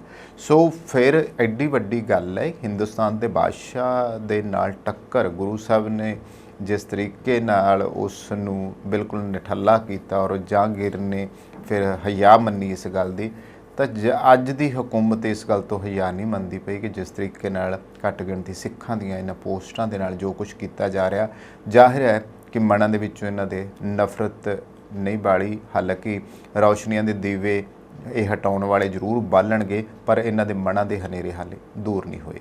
ਤੋ ਅਗਲੀ ਖਬਰ ਪੰਜਾਬ ਦੀਆਂ ਜ਼ਿਮਣੀ ਚੋਣਾਂ ਦੇ ਬਾਰੇ ਵਿੱਚ ਹੈ। ਤਾਂ ਪੰਜਾਬ ਦੀਆਂ 4 ਸੀਟਾਂ ਨੇ ਤੇ 45 ਉਮੀਦਵਾਰ ਮੈਦਾਨ ਦੇ ਵਿੱਚ ਆ। ਬੜੀ ਹੈਰਾਨੀ ਦੀ ਗੱਲ ਆ, 40-41 ਦੀ ਤਾਂ ਲੋੜ ਨਹੀਂ, 4 ਦੀ ਲੋੜ ਆ ਤੇ 4 ਦੀ ਲੋੜ 45 ਜਣੇ ਪੂਰੇ ਕਰਨਗੇ। ਜੀ ਹਾਂ, ਪੰਜਾਬ ਵਿੱਚ 4 ਵਿਧਾਨ ਸਭਾ ਸੀਟਾਂ ਬਰਨਾਲਾ, ਗਿੱਦੜਬਾਹਾ, ਡੇਰਾ ਬਾਬਾ ਨਾਨਕ ਅਤੇ ਚੱਬੇਵਾਲ ਲਈ 13 ਨਵੰਬਰ ਨੂੰ ਹੋ ਰਹੀਆਂ ਜ਼ਿਮਨੀ ਚੋਣਾਂ ਲਈ ਕੁੱਲ 45 ਉਮੀਦਵਾਰ ਮੈਦਾਨ ਵਿੱਚ ਰਹਿ ਗਏ ਨੇ। 3 ਉਮੀਦਵਾਰਾਂ ਨੇ ਅੱਜ ਆਪਣੇ ਨਾਮਜ਼ਦਗੀ ਪੱਤਰ ਵਾਪਸ ਲੈ ਲਏ ਨੇ। ਗਿੱਦੜਬਾਹਾ ਤੋਂ ਆਜ਼ਾਦ ਉਮੀਦਵਾਰ ਜਗਮੀਤ ਸਿੰਘ ਬਰਾੜ, ਬਰਨਾਲਾ ਤੋਂ ਗੁਰਪ੍ਰੀਤ ਸਿੰਘ ਅਤੇ ਡੇਰਾ ਬਾਬਾ ਨਾਨਕ ਤੋਂ ਸਿਮਰਜੀਤ ਕੌਰ ਨੇ ਨਾਮਜ਼ਦਗੀ ਪੱਤਰ ਵਾਪਸ ਲਏ ਨੇ।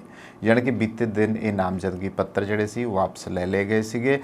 ਗਿੱਦੜਬਾਹਾ ਤੇ ਬਰਨਾਲਾ ਵਿੱਚ ਸਭ ਤੋਂ ਵੱਧ 14 ਉਮੀਦਵਾਰ ਚੋਣ ਮੈਦਾਨ ਵਿੱਚ ਨਿਤਰੇ ਨੇ। ਡੇਰਾ ਬਾਬਾ ਨਾਨਕ ਵਿੱਚ 11 ਅਤੇ ਚੱਬੇਵਾਲ ਤੋਂ 6 ਉਮੀਦਵਾਰੀ ਚੋਣ ਮੈਦਾਨ ਵਿੱਚ ਹੈ।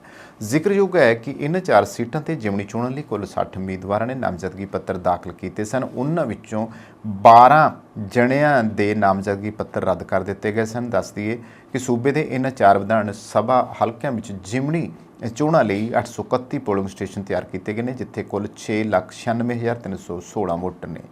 ਡੇਰਾ ਬਾਬਾ ਨਾਨਕ ਵਿੱਚ ਕੁੱਲ ਵੋਟਰਾਂ ਦੀ ਗਿਣਤੀ 1,93,268 ਹੈ, ਜਦੋਂ ਕਿ ਚੱਬੇਵਾਲ SC ਵਿੱਚ 1,59,254 ਵੋਟਰ ਨੇ। ਗਿੱਦੜਬਾਹਾ ਵਿੱਚ 1,66,499 ਤੇ ਬਰਨਾਲਾ ਵਿੱਚ ਵੋਟਰਾਂ ਦੀ ਕੁੱਲ ਗਿਣਤੀ 1,77,305 ਹੈ। ਚਾਰੋਂ ਹਲਕਿਆਂ 'ਚ ਵੋਟਾਂ 13 ਨਵੰਬਰ ਨੂੰ ਪੈਣਗੀਆਂ ਤੇ ਨਤੀਜੇ 23 ਨਵੰਬਰ ਨੂੰ ਗਿਣਤੀ ਤੋਂ ਬਾਅਦ ਐਲਾਨੇ ਜਾਣਗੇ।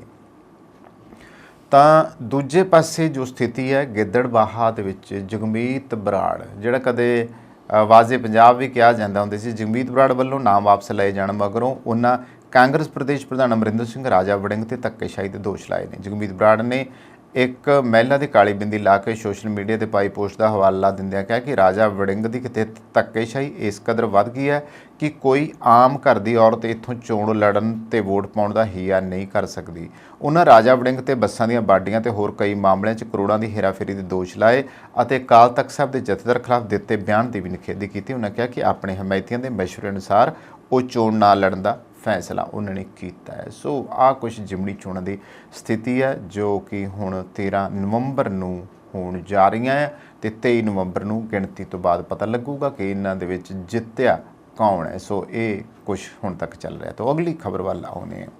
ਵੈਸੇ ਤਾਂ ਸਾਡੇ ਭਾਰਤ ਵਿੱਚ ਬਹੁਤ ਸਾਰੇ ਸ਼ਹਿਰ ਇਹੋ ਜਿਹੇ ਆ, ਵੱਡੇ ਸ਼ਹਿਰ, ਵੈਸੇ ਤਾਂ ਅੰਗਰੇਜ਼ਾਂ ਦੇ ਜ਼ਮਾਨੇ ਤੋਂ ਹੀ ਸੀਗੇ, ਪਰ ਅੱਜ ਦੇ ਆਧੁਨਿਕ ਦੌਰ ਵਿੱਚ ਦੇਖਿਆ ਜਾਵੇ ਤਾਂ ਸਾਡੇ ਕੋਲੇ ਬਹੁਤ ਸਾਰੇ ਸੋਹਣੇ ਸ਼ਹਿਰ ਆ। ਗੜਗਾਉਂ ਆ, ਅਹਿਮਦਾਬਾਦ ਆ, ਮਦਰਾਸ ਦੇ ਕਈ ਸ਼ਹਿਰ ਆ, ਬਹੁਤ ਖੂਬਸੂਰਤ ਆ। ਅਤੇ ਕਿੰਨੇ ਸ਼ਹਿਰਾਂ ਦੇ ਨਾਂ ਲਾ ਲਏ। ਹਾਲਾਂਕਿ ਕਲਕੱਤਾ ਪਹਿਲਾਂ ਖੂਬਸੂਰਤ ਸੀਗਾ, ਦਿੱਲੀ ਨੂੰ ਖੂਬਸੂਰਤ ਸ਼ਹਿਰ ਕਿਹਾ ਜਾਂਦਾ ਸੀਗਾ, ਔਰ ਫਿਰ ਮਦਰਾਸ ਨੂੰ ਖੂਬਸੂਰਤ ਸ਼ਹਿਰ ਕਿਹਾ ਜਾਂਦਾ ਸੀਗਾ, ਫਿਰ ਬੰਬਈ ਨੂੰ ਖੂਬਸੂਰਤ ਸ਼ਹਿਰ ਕਿਹਾ ਜਾਂਦਾ ਸੀਗਾ, ਕਲਕੱਤੇ ਨੂੰ ਖੂਬਸੂਰਤ ਸ਼ਹਿਰ ਕਿਹਾ ਜਾਂਦਾ ਸੀ ਅੰਗਰੇਜ਼ਾਂ ਦੇ ਦੌਰ 'ਚ। ਉਸ ਤੋਂ ਬਾਅਦ ਅਹਿਮਦਾਬਾਦ ਖੂਬਸੂਰਤ ਸ਼ਹਿਰ ਬਣਿਆ।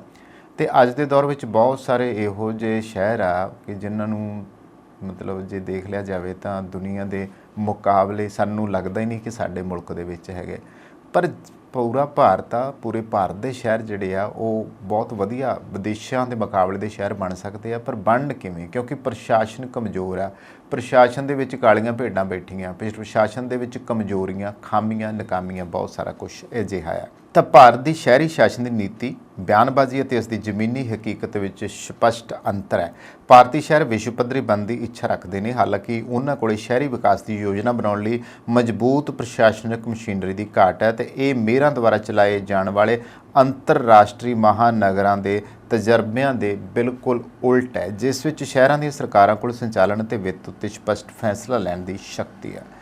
ਸੰਸਥਾਗਤ ਪ੍ਰਬੰਧ ਸ਼ਹਿਰਾਂ ਦੇ ਪ੍ਰਸ਼ਾਸਕਾਂ ਨੂੰ ਆਪਣੇ ਨਾਗਰਿਕਾਂ ਪ੍ਰਤੀ ਜਵਾਬਦੇਹ ਬਣਾਉਂਦੇ ਨੇ, ਸ਼ਹਿਰਾਂ ਨੂੰ ਖੂਬਸੂਰਤ ਬਣਾਉਂਦੇ ਨੇ। ਪੂਜਾ ਫਾਊਂਡੇਸ਼ਨ ਦੁਆਰਾ ਹਾਲ ਹੀ ਵਿੱਚ ਪ੍ਰਕਾਸ਼ਿਤ ਅਰਬਨ ਗਵਰਨੈਂਸ ਇੰਡੈਕਸ 2024 ਨੇ ਭਾਰਤ ਵਿੱਚ ਸ਼ਹਿਰੀ ਸ਼ਾਸਨ ਨੂੰ ਅਪਾਹਜ ਹੋਣ ਦਾ ਸੰਕੇਤ ਦਿੱਤਾ, ਯਾਨੀ ਕਿ ਸ਼ਹਿਰ ਉਸ ਤਰੀਕੇ ਨਾਲ ਤਰੱਕੀ ਨਹੀਂ ਕਰ ਸਕੇ। ਸ਼ਹਿਰਾਂ ਦੀ ਗੁੱਠਾਂ, ਗਲੀਆਂ, ਚੁਰਾਹੇ ਕਿਤੇ ਗੰਦਗੀ ਹੈ। ਤੇ ਮਜ਼ਬੂਤ ਸ਼ਹਿਰੀ ਚੁਣੇ ਹੋਏ ਪ੍ਰਤੀਨਿਧਾਂ ਤੇ ਵਿਧਾਨਕ ਢਾਂਚੇ ਦੇ ਉਪ ਥੀਮ ਮੇਘਾਲਿਆ ਤੇ ਨਾਗਾਲੈਂਡ ਨੂੰ ਛੱਡ ਕੇ ਦੇ ਅਧੀਨ 30 ਪੁਆਇੰਟ ਪੈਮਾਨੇ ਤੇ ਰਾਜਵਾਰ ਸਕੋਰ ਪੰਜਾਬ ਲਈ 6.97 ਤੇ ਕੇਰਲਾ ਲਈ 18.63 ਆਏ ਆ। ਮਿਊਨਿਸਪਲ ਚੋਣਾਂ ਸ਼ਹਿਰੀ ਸਰਕਾਰਾਂ ਦੇ ਚੁਣੇ ਹੋਏ ਮੈਂਬਰਾਂ ਨੂੰ ਜਵਾਬਦੇਹ ਬਣਾਉਣ ਦਾ ਸਿੱਧਾ ਚੈਨਲ ਨੇ। 74ਵੀਂ CA 5 ਸਾਲਾਂ ਦੀ ਮਿਆਦ ਦੇ ਨਾਲ ਸ਼ਹਿਰੀ ਸਰਕਾਰਾਂ ਵਿੱਚ ਸਾਰੀਆਂ ਸੀਟਾਂ ਨੂੰ ਭਰਨ ਲਈ ਸਿੱਧੀਆਂ ਚੋਣਾਂ ਦਾ ਆਦੇਸ਼ ਦਿੰਦੀ ਹੈ। ਗੱਲ ਉਸ ਤੇ ਆਊਗੀ ਵੀ ਇਹਨਾਂ ਦੀਆਂ ਜ਼ਿੰਮੇਵਾਰੀਆਂ ਬਣਦੀਆਂ ਆ। ਰਾਜ ਚੋਣ ਕਮਿਸ਼ਨ ਨੂੰ ਮਿਊਨਿਸਪਲ ਚੋਣਾਂ ਦੀ ਨਿਗਰਾਨੀ ਕਰਨ ਦਾ ਕੰਮ ਸੌਂਪਿਆ ਗਿਆ, ਜਿਸ ਵਿੱਚ 3 ਮਹੱਤਵਪੂਰਨ ਪ੍ਰਕਿਰਿਆਵਾਂ ਵੋਟਰ ਸੂਚੀਆਂ ਦੀ ਤਿਆਰੀ ਤੇ ਉਹਨਾਂ ਨੂੰ ਅਪਡੇਟ ਕਰਨਾ, ਤਿਆਰ ਕਰਨਾ ਸ਼ਾਮਲ ਹੈ। ਸੀਮਾਬੰਦੀ ਅਤੇ ਰਾਖਵਾਂਕਰਨ, ਰੋਸਟਰ ਅਤੇ ਚੋਣਾਂ ਕਰਵਾਉਣਾ। ਅਭਿਆਸ ਵਿੱਚ ਇਹਨਾਂ ਕਾਰਜਾਂ ਦਾ ਪ੍ਰਬੰਧਨ ਕਈ ਸੰਸਥਾਵਾਂ ਦੁਆਰਾ ਤਿਆਰ ਕੀਤਾ ਜਾਂਦਾ ਆ ਔਰ ਨਤੀਜੇ ਵਜੋਂ ਮਿਊਨਿਸਪਲ ਚੋਣਾਂ ਵਿੱਚ ਬਹੁਤ ਜ਼ਿਆਦਾ ਦੇਰੀ ਹੁੰਦੀ ਹੈ। ਸਿਰਫ 4 ਰਾਜਾਂ ਵਿੱਚ SEC ਨੂੰ ਵਾਰਡਾਂ ਦੀ ਹੱਦਬੰਦੀ ਦੀ ਜ਼ਿੰਮੇਵਾਰੀ ਸੌਂਪੀ ਗਈ ਆ, ਜਦੋਂ ਕਿ ਦੂਜੇ ਰਾਜਾਂ ਵਿੱਚ ਇਹ ਕੰਮ ਰਾਜ ਸਰਕਾਰਾਂ ਦੇ ਵਿਵੇਕ ਦੇ ਉੱਤੇ ਡਿਪੈਂਡ ਕਰਦਾ ਆ। ਗ੍ਰੇਟਰ ਹੈਦਰਾਬਾਦ ਮਿਊਨਿਸਪਲ ਕਾਰਪੋਰੇਸ਼ਨ ਦੀਆਂ ਚੋਣਾਂ ਲਗਭਗ 5 ਸਾਲ ਦੀ ਦੇਰੀ ਨਾਲ ਹੋਈਆਂ ਨੇ, ਕਿਉਂਕਿ ਰਾਜ ਸਰਕਾਰ SEC ਨੂੰ ਅਪਡੇਟ ਕੀਤੀਆਂ ਹੱਦਬੰਦੀਆਂ ਅਤੇ ਰਾਖਵਾਂਕਰਨ ਰੋਸਟਰ ਮੁਹੱਈਆ ਨਹੀਂ ਕਰਵਾ ਸਕੀ। ਰਿਜ਼ਰਵੇਸ਼ਨ ਰੋਸਟਰ ਦੀ ਤਿਆਰੀ ਗੁੰਝਲਦਾਰ ਅਤੇ ਅਸਪਸ਼ਟ ਹੈ, ਜੋ ਅਕਸਰ ਮੁਕੱਦਮੇਬਾਜ਼ੀ ਦਾ ਕਾਰਨ ਬਣਦੀ ਹੈ। ਕਈ ਮਾਮਲਿਆਂ ਵਿੱਚ ਔਰਤਾਂ ਲਈ ਰਾਖਵੇਂਕਰਨ ਵਾਰਡਾਂ ਜਾਂ ਮੇਅਰ ਦੇ ਅਹੁਦੇ ਤੋਂ ਇਲਾਵਾ ਔਰਤਾਂ ਦੇ ਰਾਖਵੇਂਕਰਨ ਦੇ ਅੰਦਰ ਅਨੁਸੂਚਿਤ ਜਾਤੀਆਂ ਅਤੇ ਅਨੁਸੂਚਿਤ ਜਾਤੀਆਂ ਲਈ ਰਾਖਵੇਂਕਰਨ ਦੀ ਲੋੜ ਹੈ। ਕਰਨਾਟਕ ਵਿੱਚ ਅਗਸਤ 2018 ਤੇ ਜਨਵਰੀ 2020 ਦੇ ਵਿਚਕਾਰ ਮੇਅਰ ਅਤੇ ਡਿਪਟੀ ਮੇਅਰ ਦੇ ਅਹੁਦਿਆਂ ਲਈ ਰਾਖਵੇਂਕਰਨ ਦੇ ਸਰਕਾਰ ਦੁਆਰਾ ਲਾਜ਼ਮੀ ਰੋਟੇਸ਼ਨ ਤੇ ਅਦਾਲਤੀ ਕੇਸਾਂ ਕਾਰਨ 280 ਵਿੱਚੋਂ 187 ULBS ਨਗਰ ਕੌਂਸਲਾਂ ਦਾ ਗਠਨ ਹੀ ਨਹੀਂ ਹੋ ਸਕਿਆਗਾ। ਸ਼ਹਿਰ ਕਾਹਦੇ ਵਿਕਾਸ ਕਰਨੇ ਆ। ਤੇ ਬਹੁਤਾਤ ਜਿਹੜੀ ਹੈ ਬੈਂਗਲੌਰ ਮਿਊਨਿਸਪਲ ਕਾਰਪੋਰੇਸ਼ਨ ਸਤੰਬਰ 2020 ਤੋਂ ਚੁਣੀ ਹੋਈ ਹੈ, ਮਿਊਨਿਸਪਲ ਸਰਕਾਰ ਦੇ ਬਿਨਾਂ ਕੰਮ ਕਰ ਰਹੀ ਹੈ। ਇਸ ਲਈ ਕਿਉਂਕਿ ਰਾਜ ਸਰਕਾਰਾਂ 2020 ਦੇ ਵਿੱਚ ਨਵਾਂ BBMP ਐਕਟ ਅਤੇ 2023 ਵਿੱਚ ਗ੍ਰੇਟਰ ਬੰਗਲੌਰੂ ਮਿਊਨਿਸਪਲ ਕਾਰਪੋਰੇਸ਼ਨ ਨੂੰ ਚਲਾਉਣ ਲਈ ਗ੍ਰੇਟਰ ਬੰਗਲੌਰੂ ਗਵਰਨੈਂਸ ਬਿੱਲ ਪੇਸ਼ ਕਰਨ ਦੇ ਬਹਾਨੇ ਮਿਊਨਿਸਪਲ ਚੋਣਾਂ ਕਰਵਾਉਣ ਤੋਂ ਝਿਜਕ ਰਹੀਆਂ ਨੇ। ਆਮ ਤੌਰ ਦੇ ਉੱਤੇ ਨਾ ਰਾਜ ਸਰਕਾਰਾਂ ਅਕਸਰ ਕਈ ਤਰ੍ਹਾਂ ਦੀਆਂ ਦੇਰੀ ਕਰਨ ਵਾਲੀਆਂ ਚਾਲਾਂ ਨੂੰ ਵਰਤਦੀਆਂ ਨੇ, ਕਿਉਂਕਿ ਰਾਜ ਪੱਧਰੀ ਸਿਆਸਤਦਾਨ ਅਤੇ ਨੌਕਰਸ਼ਾਹ ਚੁਣੇ ਹੋਏ ਮਿਊਨਿਸਪਲ ਕੌਂਸਲਰਾਂ ਨੂੰ ਉਹਨਾਂ ਦੇ ਪ੍ਰਭਾਵ ਅਤੇ ਹਲਕੇ ਲਈ ਸਿੱਧੇ ਖਤਰੇ ਵਜੋਂ ਦੇਖਦੇ ਨੇ। ਮਿਊਨਿਸਪਲ ਸਰਕਾਰਾਂ ਨੂੰ ਰਾਜ ਸਰਕਾਰਾਂ ਦੇ ਰਹਿਮੋ ਕਰਮ ਤੇ ਛੱਡ ਦਿੱਤਾ ਜਾਂਦਾ ਤਾਂ ਜੋ ਕਿਸੇ ਵੀ ਕੰਮ ਲਈ ਸਾਬਕਾ ਕੌਂਸਲਰਾਂ ਨੂੰ ਭੰਗ ਕਰ ਸਕਦੇ ਨੇ। ਇਹ ਬੜਾ ਅਣਉਚਿਤ ਹੈ। 74ਵੇਂ CAA ਤੋਂ ਬਾਅਦ ਰਾਜ ਸਰਕਾਰਾਂ ਸ਼ਹਿਰ ਦੇ ਮੇਅਰ ਦੀ ਚੋਣ ਕਰਨ ਦੇ ਢੰਗ ਬਾਰੇ ਫੈਸਲਾ ਕਰਦੀਆਂ ਨੇ। ਭਾਵੇਂ ਚੁਣੀਆਂ ਹੋਈਆਂ ਸ਼ਹਿਰਾਂ ਦੀਆਂ ਸਰਕਾਰਾਂ ਦਾ ਕਾਰਜਕਾਲ 5 ਸਾਲ ਦਾ ਹੁੰਦਾ ਆ, ਪਰ ਸਾਡੇ ਸ਼ਹਿਰਾਂ ਦੇ ਵਿੱਚ ਹੁੰਦਾ ਕੀ ਹੈ ਕਿ ਮੇਅਰਾਂ ਦੀ ਚੋਣ ਦੇ ਕਾਰਜਕਾਲ ਦੇ ਢੰਗ ਵਿੱਚ ਮਹੱਤਵਪੂਰਨ ਵਖਰੇਵਾਂ ਆ। ਇੱਥੇ ਸਿੱਧੀਆਂ ਚੋਣਾਂ ਲਈ ਪ੍ਰਬੰਧਨ ਨੇ। ਇਹਨਾਂ ਦਾ ਕਾਰਜਕਾਲ 1 ਤੋਂ 5 ਸਾਲ ਤੱਕ ਹੁੰਦਾ। ਇੱਥੋਂ ਤੱਕ ਕਿ ਕੁਝ ਰਾਜਾਂ ਵਿੱਚ ਰਾਜ ਪੱਧਰ ਦੇ ਤੇ ਸੱਤਾ ਵਿੱਚ ਆਉਣ ਵਾਲੀ ਸਿਆਸੀ ਪਾਰਟੀ ਦੇ ਬਦਲਣ ਨਾਲ ਚੋਣਾਂ ਦਾ ਤਰੀਕਾ ਵੀ ਬਦਲ ਜਾਂਦਾ ਆ। ਮੁੰਬਈ, ਪੁਣੇ, ਸੂਰਤ ਅਤੇ ਅਹਿਮਦਾਬਾਦ ਵਰਗੇ ਸ਼ਹਿਰਾਂ ਵਿੱਚ ਮੇਅਰ ਦਾ ਕਾਰਜਕਾਲ 2.5 ਸਾਲ ਦਾ ਹੁੰਦਾ ਆ। ਇਸ ਦੇ ਉਲਟ ਜੇ ਆਪਾਂ ਗੱਲ ਕਰੀਏ ਨਾ ਬੈਂਗਲੁਰੂ ਤੇ ਦਿੱਲੀ ਦੀ, ਤਾਂ ਦਿੱਲੀ ਵਰਗੇ ਕੁਝ ਵੱਡੇ ਸ਼ਹਿਰਾਂ ਵਿੱਚ ਮੇਅਰ ਦਾ ਕਾਰਜਕਾਲ ਸਿਰਫ 1 ਸਾਲ ਦਾ ਹੁੰਦਾ। ਲੀਡਰਸ਼ਿਪ ਦੀਆਂ ਤਰਜੀਹਾਂ ਵਿੱਚ ਤਬਦੀਲੀਆਂ ਦੀ ਸੰਭਾਵਨਾ ਨੂੰ ਦੇਖਦੇ ਹੋਏ ਅਜਿਹੇ ਛੋਟੇ ਕਾਰਜਕਾਲ ਕਦੇ ਵੀ ਕਿਸੇ ਕਿਸਮ ਦੇ ਪਰਿਵਰਤਨਸ਼ੀਲ ਸ਼ਹਿਰੀ ਨੀਤੀ ਸੁਧਾਰਾਂ ਦੀ ਸਹੂਲਤ ਦੇ ਲਈ ਮੌਕੇ ਪ੍ਰਦਾਨ ਕਰਦੇ ਨੇ। ਇਸ ਤੋਂ ਇਲਾਵਾ ਮੇਅਰ ਦੀ ਭੂਮਿਕਾ ਅਤੇ ਕਾਰਜਾਂ ਬਾਰੇ ਸਪਸ਼ਟਤਾ ਦੀ ਪੂਰੀ ਘਾਟ ਹੈ, ਜਿਸ ਨਾਲ ਪ੍ਰਸ਼ਾਸਨ ਵਿੱਚ ਗੰਭੀਰ ਕਮੀਆਂ ਨੇ। ਚੁਣੇ ਹੋਏ ਕੌਂਸਲਰਾਂ ਕੋਲ ਸ਼ਹਿਰ ਦੀ ਸਰਕਾਰ ਨੂੰ ਚਲਾਉਣ ਅਤੇ ਪ੍ਰਬੰਧਨ ਲਈ ਲੋੜੀਂਦੀ ਤਕਨੀਕੀ ਮੁਹਾਰਤ ਅਤੇ ਹੁਨਰ ਦੀ ਘਾਟ ਹੈ। UGI 2024 ਦੀ ਰਿਪੋਰਟ ਅਨੁਸਾਰ ਕਿਸੇ ਵੀ ਰਾਜ ਵਿੱਚ ਚੁਣੇ ਹੋਏ ਕੌਂਸਲਰਾਂ ਲਈ ਨਿਯਮਤ ਸਿਖਲਾਈ ਦਾ ਕੋਈ ਵੀ ਪ੍ਰਬੰਧ ਨਹੀਂ ਹੈ ਤੇ ਆਮ ਤੌਰ ਤੇ ਰਾਜ ਸਰਕਾਰਾਂ ਸ਼ਹਿਰ ਨੂੰ ਚਲਾਉਣ ਲਈ ਪ੍ਰਸ਼ਾਸਨਿਕ ਨਿਯੁਕਤੀਆਂ ਕਰਦੀਆਂ ਨੇ ਤੇ ਇਹ ਰਾਜ ਸਰਕਾਰਾਂ ਦਾ ਲਗਭਗ ਨਿਯਮਤ ਵਿਧਾਨਕ ਅਭਿਆਸ ਬਣ ਗਿਆ। ਰਾਜ ਦੁਆਰਾ ਨਿਯੁਕਤ ਮਿਊਨਿਸਪਲ ਕਮਿਸ਼ਨਰ ਕੋਲ ਮਿਊਨਿਸਪਲ ਮੁੱਦਿਆਂ ਤੇ ਕਾਰਜਕਾਰੀ ਅਧਿਕਾਰ ਹੁੰਦਾ ਹੈ। ਹਾਲਾਂਕਿ ਚੁਣੀਆਂ ਗਈਆਂ ਸ਼ਹਿਰਾਂ ਦੀਆਂ ਸਰਕਾਰਾਂ ਕੋਲ ਸ਼ਹਿਰ ਦੇ ਕਮਿਸ਼ਨਰਾਂ ਦੇ ਕੰਮ ਤੋਂ ਜ਼ਿਆਦਾ ਅਧਿਕਾਰ ਨਹੀਂ ਹੈ। ਮਾਮਲੇ ਨੂੰ ਹੋਰ ਬਿਹਤਰ ਬਣਾਉਣ ਲਈ ਚੁਣੀਆਂ ਹੋਈਆਂ ਸ਼ਹਿਰੀ ਸਰਕਾਰਾਂ ਬੁਨਿਆਦੀ ਸ਼ਹਿਰੀ ਸੇਵਾਵਾਂ ਨਾਲ ਸੰਬੰਧਿਤ ਮੁੱਦਿਆਂ ਨੂੰ ਹੱਲ ਕਰਨ ਦੇ ਵਿੱਚ ਅਸਮਰੱਥ ਹੈ। ਇਸ ਕਰਕੇ ਸਾਡੇ ਸ਼ਹਿਰ ਤਰੱਕੀਆਂ ਨਹੀਂ ਕਰਦੇਗੇ ਔਰ ਕਿਉਂਕਿ ਇਹਨਾਂ ਵਿੱਚੋਂ ਜ਼ਿਆਦਾਤਰ ਰਾਜ ਨਿਯੰਤਰਿਤ ਅਰਧ ਸਰਕਾਰੀ ਸੰਸਥਾਵਾਂ ਦੇ ਦਾਇਰੇ ਵਿੱਚ ਆ ਜੋ ਸ਼ਹਿਰ ਦੀਆਂ ਸਰਕਾਰਾਂ ਪ੍ਰਤੀ ਜਵਾਬਦੇਹ ਨੇ। ਹੁਣ ਜੇ ਇੱਥੇ ਗੱਲ ਕੀਤੀ ਜਾਵੇ, ਹਾਲਾਂਕਿ ਚੁਣੀਆਂ ਹੋਈਆਂ ਕਈ ਸ਼ਹਿਰਾਂ ਦੀਆਂ ਸਰਕਾਰਾਂ ਕੋਲ ਸ਼ਹਿਰ ਦੇ ਕਮਿਸ਼ਨਰਾਂ ਦੇ ਕੰਮ ਤੋਂ ਜ਼ਿਆਦਾ ਅਧਿਕਾਰ ਨਹੀਂ ਆ। ਇਸ ਤੋਂ ਵੀ ਮਾੜੀ ਗੱਲ ਹੈ ਕਿ ਚੁਣੀਆਂ ਹੋਈਆਂ ਸ਼ਹਿਰੀ ਸਰਕਾਰਾਂ ਬੁਨਿਆਦੀ ਸ਼ਹਿਰੀ ਸੇਵਾਵਾਂ ਦੇ ਮੁੱਦਿਆਂ ਨੂੰ ਹੱਲ ਕਰਨ ਵਿੱਚ ਅਸਮਰੱਥ ਆ, ਕਿਉਂਕਿ ਇਹਨਾਂ ਵਿੱਚੋਂ ਜ਼ਿਆਦਾਤਰ ਰਾਜ ਨਿਯੰਤਰਿਤ ਅਰਧ ਸਰਕਾਰੀ ਸੰਸਥਾਵਾਂ ਦੇ ਅਧਿਕਾਰ ਖੇਤਰ ਵਿੱਚ ਨੇ, ਜੋ ਸ਼ਹਿਰ ਦੀਆਂ ਸਰਕਾਰਾਂ ਪ੍ਰਤੀ ਜਵਾਬਦੇਹ ਨਹੀਂ ਹਨ। ਸ਼ਹਿਰ ਦੀਆਂ ਯੋਜਨਾਵਾਂ ਜਿਹੜੀਆਂ ਨੇ ਚੁਣੀਆਂ ਹੋਈਆਂ ਸ਼ਹਿਰ ਦੀਆਂ ਸਰਕਾਰਾਂ ਦੁਆਰਾ ਤਿਆਰ ਨਹੀਂ ਕੀਤੀਆਂ ਜਾਂਦੀਆਂ। ਰਾਜ ਵਿਕਾਸ ਅਧਿਕਾਰੀ ਜਾਂ ਅੰਤਰਰਾਸ਼ਟਰੀ ਸਲਾਹਕਾਰ ਸ਼ਹਿਰ ਲਈ ਯੋਜਨਾਵਾਂ ਬਣਾਉਂਦੇ ਆ। ਮਤਲਬ ਹਾਲਾਂਕਿ ਕੁਝ ਅਪਵਾਦ ਵੀ ਨੇ। ਕਲਕੱਤਾ ਵਿੱਚ ਕਮਿਸ਼ਨਰ ਮੁੱਖ ਪ੍ਰਬੰਧਕੀ ਮੁਖੀ ਹੋਣ ਦੇ ਨਾਤੇ ਮੇਅਰ ਇਨ ਕੌਂਸਲ ਦੀ ਨਿਗਰਾਨੀ ਅਤੇ ਨਿਯੰਤਰਣ ਦੀ ਕੰਮ ਕਰਦਾ ਹੈ। ਭੋਪਾਲ ਵਿੱਚ MIC ਪ੍ਰਣਾਲੀ ਵੀ ਹੈ, ਜਿਸ ਵਿੱਚ ਸਿੱਧੇ ਚੁਣੇ ਗਏ ਮੇਅਰ ਕੋਲੇ 5 ਕਰੋੜ ਰੁਪਏ ਤੱਕ ਦੇ ਪ੍ਰੋਜੈਕਟਾਂ ਨੂੰ ਮਨਜ਼ੂਰੀ ਦੇਣ ਦੀ ਵਿੱਤੀ ਸ਼ਕਤੀ ਹੈ। ਕੇਰਲ ਵਿੱਚ ਮੇਅਰ ਕੋਲ ਕਮਿਸ਼ਨਰ ਦੀ ਕਾਰਜਕਾਰੀ ਦਾ ਸਾਲਾਨਾ ਮੁਲਾਂਕਣ ਕਰਨ ਦਾ ਅਧਿਕਾਰ ਹੈ। ਜਿਵੇਂ ਕਿ ਹੁਣ ਗੱਲ ਕਰੀਏ ਤਾਂ ਕੁਝ ਰਾਜ ਸਰਕਾਰਾਂ ਜਿਵੇਂ ਕਿ ਗੁਜਰਾਤ, ਕਰਨਾਟਕ ਇੱਕ ਸਥਾਈ ਕਮੇਟੀ ਪ੍ਰਦਾਨ ਕਰਦੀਆਂ ਨੇ, ਜੋ ਮਿਊਨਿਸਪਲ ਮੁੱਦਿਆਂ 'ਤੇ ਫੈਸਲੇ ਲੈਣ ਦਾ ਅਧਿਕਾਰ ਰੱਖਦੀਆਂ ਨੇ। ਹਾਲਾਂਕਿ ਸਾਰੀਆਂ ਰਾਜ ਸਰਕਾਰਾਂ ਸ਼ਹਿਰ ਦੇ ਮੇਅਰ ਨੂੰ ਇਹਨਾਂ ਕਮੇਟੀਆਂ ਦੇ ਚੇਅਰਪਰਸਨ ਨਿਯੁਕਤ ਕਰਨ ਦੀ ਸ਼ਕਤੀ ਨਹੀਂ ਸੌਂਪਦੀਆਂ ਗਈਆਂ। ਇੱਥੇ ਹੀ ਵਖਰੇਵਾਂ ਆ। UGI 2024 ਦੀ ਰਿਪੋਰਟ ਅਨੁਸਾਰ 31 ਵਿੱਚੋਂ 15 ਸ਼ਹਿਰਾਂ ਵਿੱਚ ਮੇਅਰ ਸਥਾਈ ਕਮੇਟੀਆਂ ਦੇ ਚੇਅਰਮੈਨ ਹੀ ਨਹੀਂ ਗਏ। ਸਥਾਈ ਕਮੇਟੀ ਦਾ ਚੇਅਰਮੈਨ ਚੁਣੇ ਗਏ ਸ਼ਹਿਰ ਦੇ ਮੇਅਰ ਨਾਲੋਂ ਜ਼ਿਆਦਾ ਤਾਕਤਵਰ ਹੁੰਦਾ ਆ, ਔਰ ਚੁਣੇ ਹੋਏ ਕੌਂਸਲਰ ਕਮੇਟੀਆਂ ਵੱਲੋਂ ਲਏ ਫੈਸਲੇ ਨੂੰ ਸ਼ਾਇਦ ਹੀ ਪ੍ਰਭਾਵਿਤ ਕਰ ਸਕਣ। ਤੇ ਇਸ ਲਈ ਸ਼ਹਿਰੀ ਸ਼ਾਸਨ ਲਈ ਇਸ ਦੇ ਦੋ ਮਹੱਤਵਪੂਰਨ ਪ੍ਰਭਾਵ ਆ। ਪਹਿਲਾ ਇਹ ਹੈ ਕਿ ਇਸ ਨਾਲ ਸ਼ਹਿਰ ਦੀ ਸਰਕਾਰ ਦੀ ਜਵਾਬਦੇਹੀ ਕਮਜ਼ੋਰ ਹੁੰਦੀ ਹੈ, ਕਿਉਂਕਿ ਪ੍ਰਬੰਧਨ ਲੋਕਾਂ ਪ੍ਰਤੀ ਜਵਾਬਦੇਹ ਨਹੀਂ ਹੁੰਦੇਗੇ। ਦੂਜਾ, ਕਈ ਫੈਸਲੇ ਲੈਣ ਵਾਲੇ ਕੇਂਦਰਾਂ ਦੀ ਹੋਂਦ ਸ਼ਹਿਰ ਦੇ ਪੱਧਰ ਤੇ ਰਾਜਨੀਤਿਕ ਅਧਿਕਾਰ ਦੇ ਟੁਕੜੇ ਵੱਲ ਅਗਵਾਈ ਕਰਦੀ ਹੈ। ਸੋ ਗੱਲ ਇਹ ਹੈ ਕਿ ਜਿੰਨਾ ਚਿਰ ਕੁੱਲ ਮਿਲਾ ਕੇ ਕਹਿ ਸਕਦੇ ਹਾਂ ਇਹਨਾਂ ਸਾਰਿਆਂ ਦਾ ਇੱਕਾ ਨਹੀਂ ਹੁੰਦਾ ਗਾ। ਇੱਕ ਤੋਂ ਭਾਵ ਆ ਕਿ ਇੱਕੋ ਜਿਹੀ ਸਿਮਟਰੀ ਨਹੀਂ ਬਣਾਈ ਜਾਂਦੀ ਕਿ ਮੇਅਰ ਚਲਾਊਗਾ, ਮੇਅਰ ਦੇ ਉੱਪਰ ਕੌਣ ਰਹੂਗਾ, ਉਹਨਾਂ ਨੂੰ ਕਿਵੇਂ ਹੈਂਡਲ ਕੀਤੀ ਜਾਊਗਾ, ਸ਼ਹਿਰ ਦੀ ਯੋਜਨਾਬੰਦੀ ਕੀਤੀ ਜਾਊਗੀ। ਹੁੰਦਾ ਕੀ ਆ ਕਿ ਸਾਡੇ ਇੱਥੇ ਸ਼ਹਿਰ ਦਾ ਵਿਕਾਸ ਹੋ ਰਿਹਾ ਹੁੰਦਾ, ਦੂਜੇ ਪਾਸੇ ਸੜਕਾਂ ਪੱਕੀਆਂ ਬਣ ਰਹੀਆਂ ਹੁੰਦੀਆਂ, ਸੀਵਰੇਜ ਪੈ ਰਹੇ ਹੁੰਦੇ ਆ, ਤੇ ਫਿਰ ਸਾਡੇ ਖੰਭੇ ਲੱਗ ਰਹੇ ਹੁੰਦੇ ਬਿਜਲੀ ਦੇ। ਕੁਝ ਦਿਨਾਂ ਬਾਅਦ ਪਤਾ ਹੁੰਦਾ ਵੀ ਇੱਥੇ ਜੀ ਪਾਈਪ ਪੈ ਰਹੀ ਹੈ ਜੀ, ਗੈਸ ਪਾਈਪ ਪੈ ਰਹੀ ਆ, ਪਤਾ ਲੱਗ ਰਿਹਾ ਜੀ ਥੱਲੇ ਕਿਸੇ ਜਗ੍ਹਾ 'ਤੇ ਬਿਜਲੀ ਅੰਡਰਗਰਾਊਂਡ ਹੋ ਰਹੀ ਆ, ਕਿਤੇ ਪਤਾ ਲੱਗ ਰਿਹਾ ਜੀ ਆ ਫਲਾਣੇ ਦਾ ਘਰ ਪਿਆ ਜੀ, ਉਹਨਾਂ ਦੇ ਸੀਵਰੇਜ ਵਿੱਚ ਪਾਉਣਾ। ਉਹ ਜਿਹੜੀਆਂ ਪੱਕੀਆਂ ਬਣੀਆਂ ਗਲੀਆਂ ਨਾਲੀਆਂ ਹੁੰਦੀਆਂ ਸਫੇਰ ਪੱਟੀਆਂ ਪਈਆਂ ਹੁੰਦੀਆਂ। ਯਾਨੀ ਕਿ ਖਾਸ ਤੌਰ ਦੇ ਉੱਤੇ ਇੱਕ ਸ਼ਹਿਰ ਦੀ ਮਿਸਾਲ ਲੈ ਲਓ, ਯਾਨੀ ਕਿ ਇੱਕ ਸ਼ਹਿਰ ਮੈਂ ਆਪਣੇ ਪਟਿਆਲਾ ਜਿਹੜਾ ਕਿ ਨਗਰ ਨਿਗਮ ਵੀ ਆਉਂਦਾ ਹੈ, ਜੇ ਇੱਥੋਂ ਦੀ ਮਿਸਾਲ ਲੈ ਲਵਾਂ ਤੇ ਪੂਰੇ ਪਟਿਆਲੇ ਦੇ ਵਿੱਚ ਸ਼ਾਇਦ ਕੋਈ ਵੀ ਇੱਕ ਗਲੀ ਮੁਹੱਲਾ ਨਹੀਂ ਗਾ ਜਿਹੜਾ ਪੱਟਿਆ ਨਾ ਪਿਆ ਹੋਵੇ।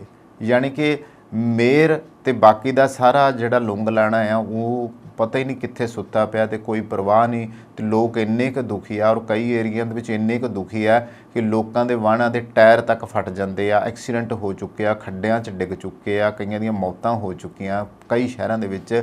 ਪਰ ਸਾਡਾ ਇਹ ਨਿਯਮ ਇਹ ਬਦਲੇ ਨਹੀਂ ਗਏ। ਇਸ ਨਿਜ਼ਾਮ ਨੂੰ ਬਦਲਣ ਦੀ ਲੋੜ ਹੈ। ਤਾਂ ਜਿੰਨਾ ਚਿਰ ਭਾਰਤੀ ਸ਼ਹਿਰਾਂ ਵਿੱਚ ਪ੍ਰਸ਼ਾਸਨ ਦੀਆਂ ਅਜਿਹੀਆਂ ਕਮੀਆਂ ਬਰਕਰਾਰ ਰਹਿਣਗੀਆਂ, ਉਹਨਾਂ ਦਾ ਵਿਸ਼ਵ ਪੱਧਰੀ ਬਣਨ ਦਾ ਸੁਪਨਾ ਜਿਹੜਾ ਆ ਉਹ ਅਧੂਰਾ ਰਹੂਗਾ। ਇਸ ਲਈ ਸੁਧਾਰਾਂ ਦੀ ਲੋੜ ਹੈ ਤਾਂ ਜੋ ਸ਼ਹਿਰਾਂ ਨੂੰ ਆਪਣੇ ਵਿਕਾਸ ਦੇ ਰਸਤੇ ਖੁਦ ਤੈਅ ਕਰਨ ਦੀ ਇਜਾਜ਼ਤ ਦਿੱਤੀ ਜਾ ਸਕੇ। ਧੰਨਵਾਦ।